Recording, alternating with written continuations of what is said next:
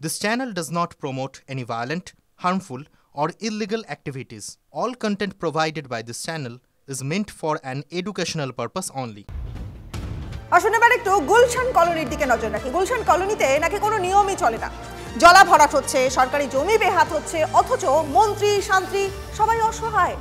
খোলাখুলি বলছেন যে কোনো অদৃশ্য শক্তি সবকিছু নিয়ন্ত্রণ করছে। পূর্ব কলকাতার জলাভূমি, কলকাতার কিডনি, সেই দরকারি অঙ্গটার উপর অত্যাচার চলছে তো চলছেই। কোথাও মাটি ফেলে, কোথাও জঞ্জাল ফেলে বুঝিয়ে দেওয়া হচ্ছে।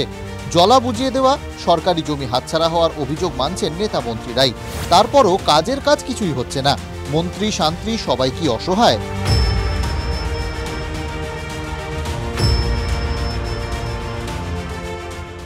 কিছু কিছু জায়গা রাত্রে অন্ধকারে হচ্ছে, এটা অস্বীকার করা যাবে না, কিন্তু আমাদের করণীয় কি আছে? আজকে সুশান্ত রুখতে গেছে, তারপরে গুলি চলেছে। আজকে জাভেদ খান রুখতে গেছে, তার উপরেও অনেক রকমের ব্যবস্থা ঝামেলা হয়েছে। করেছে তো, ল্যান্ড ডিপার্টমেন্ট অলরেডি করেছে, কেস করেছে, এফআইআর করছে তো। এগুলো এখন নতুন হয়নি, এগুলো বামফ্রন্টের আমল থেকে ভরাট হয়েছে। কাউন্সিলর সুশান্ত ঘোষকে খুনের চেষ্টার পরই কসবার জমি জট সামনে চলে এসেছে। অভিযোগ পাল্টা অভিযোগ। খুনের চেষ্টায় অভিযুক্ত গুলজার সুশান্তর বিরুদ্ধে 2000 স্কোয়ার ফুটের গোডাউন দখলের অভিযোগ তুলেছিল। পাল্টা সেই বহুতল যার বানানো সেই জুলকারের বিরুদ্ধে ভেরি বোঝানোর অভিযোগ তুলেছেন সুশান্তর সঙ্গী হায়দার আলী আমার হয়ে গুলশনটা দেখে, কারণ আমি সপ্তাহে একদিন যাই, বাকি সময়টা হায়দার দেখে ওখানে। এবং আমার স্ট্রিক্ট ইনস্ট্রাকশন আছে, আমার কাছে যে ইনস্ট্রাকশন আছে যে জলা জমি ভরাট করে কিছু করতে দেওয়া যাবে না, সেটা হায়দার ওখানে ফলো করে। তাতে আমাদের জ্ঞানত অজ্ঞানত হয়তো কোনো শত্রু হয়ে থাকতে পারে। আরেকটা কথা বলেছিল কি ওখানে তোর দায়িত্ব আছে, যদি কোনো ভেড়ি ভরাট হয় তো আমি সব থেকে আগে তোকে ধরবো। দাদা এই জিনিসটা আমি ফলো করে চলছি, সেই জন্য আমি দাদাকে আগে বলেছি ওটা ভেড়ি ভাড়াট হচ্ছিলো। দাদাকে আমি আপডেট করলাম, দাদা ওখানে একটা ভেড়ি ভাড়াট হচ্ছে, তখন দাদা যা অ্যাকশন নেওয়া আছে দাদা অ্যাকশন নিয়েছিল। হায়দারের বিরুদ্ধেও আবার 60 বিঘা জলাজমি বুঝিয়ে নির্মাণের অভিযোগ। যেমন আমি এখন যেখানে দাঁড়িয়ে আছি, গুলশান কলোনির এরকম একাধিক জলাশয় রয়েছে যেখানে এরকম রাবিশ ফেলা হয়েছে এবং রাবিশ ফেলে জলাশয়ের একাংশ ভরাট করে দেওয়া হয়েছে। দূরে জলাশয় দেখা যাচ্ছে, উল্টো দিকে জেসিবি চলছে, আবার একাংশ টিন দিয়ে ঘিরে রাখা হয়েছে। অর্থাৎ সব মিলে এভাবেই একের পর এক জলাশয় ভরাট হয়ে যাচ্ছে। হায়দার আলী হচ্ছে আমাদের পরপিতার লোক। একটা জেবিআর বলে জায়গা আছে, আপনারা গিয়ে দেখুন। আগে হতো G+4, এখন 5-7 হচ্ছে। 2009 থেকে এখানে 2012 অব্দি টানা এই সরকারি জায়গাটা ভরাট হয়েছে, আর জুলকারি করলো। তা আমি বলছি না, এখানে করলো, তারপর এখানে টাকা নেওয়া হয়েছে।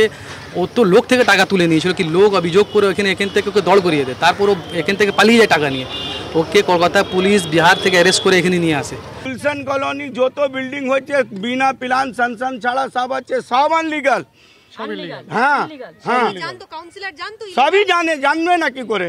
সে হায়দার বাবু যদি ওনার কাছে খবর না পাঠায়, সে হায়দার বাবু বুঝবে। এমনকি গুলজারের গোডাউন যে জমিতে, সেটাও নাকি কৃষি জমি ও সরকারি জমির ওপর তৈরি বলে অভিযোগ। অর্থাৎ অভিযোগের অন্ত নেই। মঙ্গলবার গোডাউনের জমি ও জমির কাগজপত্র খতিয়ে দেখে পুলিশ ভূমি দফতর। প্রশ্ন হলো, কাজের কাজ কিছু হবে কি? সায়ন্ত সুপ্রিয় রিপোর্ট, TV9 বাংলা।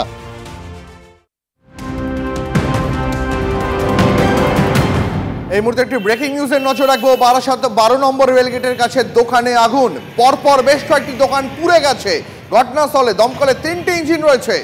আরো বিস্তারিত জানবো, আমাদের সঙ্গে রয়েছেন আমাদের প্রতিনিধি দীপঙ্কর। কিভাবে আগুন লাগলো, আগুনের ভয়াবহতা কতটা? দেখো, 12 নম্বর রেলগেট এখন বন্ধ হয়ে গেছে অনেকদিন, এবং এই রেলগেটের ওপরে রেল ব্রিজ হয়েছে। আর সেই রেল ব্রিজের তলা জুড়ে বেশ কতগুলো দোকান রয়েছে, যাদের দাবি অনেকদিন ধরে এই দোকানগুলো রয়েছে। প্রসঙ্গ হচ্ছে এই রেল লাইনের যে হাই টেনশন তার, সেই হাই টেনশন তারের ওপরে একটি পায়রা বসে, সেই পায়রা ব্লাস্ট হয়ে যায় এবং পায়রা জ্বলন্ত অবস্থায় দোকানগুলোর উপরে পড়ে এবং তারপর আগুন লাগে এবং পরপর 8টি দোকানে এখনো পর্যন্ত আমরা যতটা জানতে পারছি ভস্মীভূত হয়ে যায় আগুন। দোকানের ভেতরে যা ছিল, কিন্তু ওই 8টি দোকান থেকে সেই আগুন আরো বেশ কিছু জায়গাতে ছড়িয়ে পড়তে পারতো, কারণ প্রত্যেকটা দোকান গা ঘেঁষে ঘিঞ্জি অবস্থায় রয়েছে। এবং একই সঙ্গে যে সময় আগুন লাগে সেই সময় ট্রেন চলাচল সাময়িকভাবে বন্ধ রাখতে হয়, কারণ একদম রেল লাইনের গা ঘেঁষে দোকানগুলো রয়েছে। তারপর দমকলের 3টে ইঞ্জিন ঘটনাস্থলে আসে। নজর রাখো আপাতত, তোমাকে অনেক ধন্যবাদ। আসুন পরের খবরে নজর রাখি। বিয়েতে রাজি হয়নি এবং বিয়েতে রাজি না হওয়ার কারণে মেয়ের বাবাকে কুপিয়ে খুনের অভিযোগ উঠছে। তুমুল উত্তেজনা বসিরহাটের মাটিয়ায়। অভিযুক্ত যুবকের বাড়ি ভাঙচুর, উত্তেজিত জনতার। এলাকায় মোতায়েন পুলিশ। অভিযোগ যে গতকাল রাতে কাজ থেকে বাড়ি ফেরার পথে ব্যবসায়ী জব্বার মোল্লার উপরে হামলা চালায় নাজিমউদ্দিন মোল্লা। অভিযোগ যে রেল লাইনের ধারে কুপিয়ে খুন করে এবং তারপরে টাকা পয়সা নিয়ে চম্পট দেয় ওই যুবক। ঘটনার পর থেকেই পলাতক অভিযুক্ত এবং তার পরিবার। উনি হচ্ছে কি ওনার বড় মেয়ে বিয়ে দিয়েছে, ইনি হচ্ছে কি ও নাকি বিয়ে করে বলল নাকি ওই নাজিমউদ্দিন। তা হচ্ছে কি ওরা মেয়ে তো রাজি না, একটার ভাই মেয়ে তো রাজি না। এইবারে উনি আছে ও বাড়ি হুমকি দিয়েছে, ও ঝাড়ক মার্ডার করবো। কে হুমকি দিয়েছে? নাজিমউদ্দিন। বিবাহ করে বলেছিল, আমি দেইনি, তাই আমার স্বামী দেয়নি বলে আমার স্বামীটি কুপকেছে। এখনই ভাঙা হচ্ছে না মন্দারমণির হোটেলগুলি। মুখ্য সচিবের সঙ্গে কোনো আলোচনা ছাড়াই কিভাবে নির্দেশ? হোটেল ভাঙা নিয়ে জেলা প্রশাসনের ভূমিকায় স্তম্ভিত খোদ মুখ্যমন্ত্রী। খবর নবান্ন সূত্রে। আপাতত ফাঁড়া কাটল, মুখ্যমন্ত্রীর আশ্বাসে স্বস্তির শ্বাস মন্দারমণির হোটেল ব্যবসায়ী ও কর্মচারীদের মধ্যে। পরিবেশ বিধি তোয়াক্কা করা হয়নি, এমনই অভিযোগে মন্দারমণির 140টি হোটেল ভেঙে গুঁড়িয়ে দেওয়ার নির্দেশ দিয়েছিল জাতীয় পরিবেশ আদালত। সেই মর্মে নোটিশও জারি করে দিয়েছিল পূর্ব মেদিনীপুর জেলা প্রশাসন। ডেডলাইন ছিল 20শে নভেম্বর। ঠিক তার আগেই নাটকীয় মোড়। এখন এই বুলডোজার নামছে না সমুদ্র সৈকতে। নবান্ন সূত্রে খবর, হোটেল ভাঙার নির্দেশের খবর কানে যেতেই ক্ষুব্ধ হন মুখ্যমন্ত্রী। শুধু তাই নয়, নবান্ন সূত্রে খবর, পূর্ব মেদিনীপুর জেলা প্রশাসন মুখ্য সচিব মনোজ পান্তের সঙ্গে কোনো রকম পরামর্শ বা আলোচনা বা কথা না বলে এই নির্দেশিকা জারি করেছে। অর্থাৎ এক কথায় নবান্নকে বা আমাদের রাজ্যের প্রশাসনকে অন্ধকারে রেখে পূর্ব মেদিনীপুর জেলা প্রশাসন এই নির্দেশিকা জারি করেছে। আর তার জেরেই মুখ্যমন্ত্রী জানিয়েছেন যে এখন বুলডোজার চালানো যাবে না। পাপটা করে গেছে সিপিএম, সমুদ্রের ঢেউয়ের উপর সমুদ্রের গতি রোধ করে প্রায় হোটেল বসিয়ে দিয়ে গেছে সিপিএম। তো এখন সেই লোকগুলো এখন কোথায়? কিন্তু এই হোটেল বাড়তে বাড়তে বাড়তে বাড়তে 140টা হোটেল, মানে সেখানে এত লোকের চাকরি, এত লগ্নি, কত মানুষ বিপদে পড়বেন। সেই কারণে মাননীয় মুখ্যমন্ত্রী এটা আপাতত স্থগিত করে দিয়েছেন। রামনগর বিধানসভা এলাকায় পড়ে মন্দারমণি। সেখানকার বিধায়ক অখিল গিরি 140টি হোটেল মালিকের হয়ে মঙ্গলবার নবান্নে দরবার করে সমস্যার কথা জানান অখিল। জেলা প্রশাসন কিভাবে নোটিশ করেছেন সেটা জেলা প্রশাসন বুঝবেন, কিন্তু তাতে আমাকে মুখ্যমন্ত্রী সরাসরি নিজে বলেছেন যে আমরা রাজ্য সরকার এই হোটেল ভাঙার পক্ষে নয়, আমরা রাজ্য প্রশাসন কেউ হোটেল ভাঙবে না, আমরা জানি না হোটেল ভাঙার কে সিদ্ধান্ত নিয়েছে, কারা সিদ্ধান্ত নিয়েছে, আমরা কেউ জানি না। যেটা জানা যাচ্ছে, হোটেল ভাঙার বিষয় ধীরে চলো নীতি নিচ্ছে নবান্ন। রাজ্যের যুক্তি, কোস্টাল রেগুলেশন আইনে মন্দারমণি বা তাজপুর এলাকায় এখনো কোনো ডিমার্কেশন বা সীমারেখা নেই। অনেক হোটেল গড়ে উঠেছে সমুদ্রের কাছেই, সেই জায়গার মালিক রাজ্য সরকার। এ নিয়ে হোটেল মালিকদের সঙ্গে দ্রুত বৈঠকে বসবেন মুখ্য সচিব।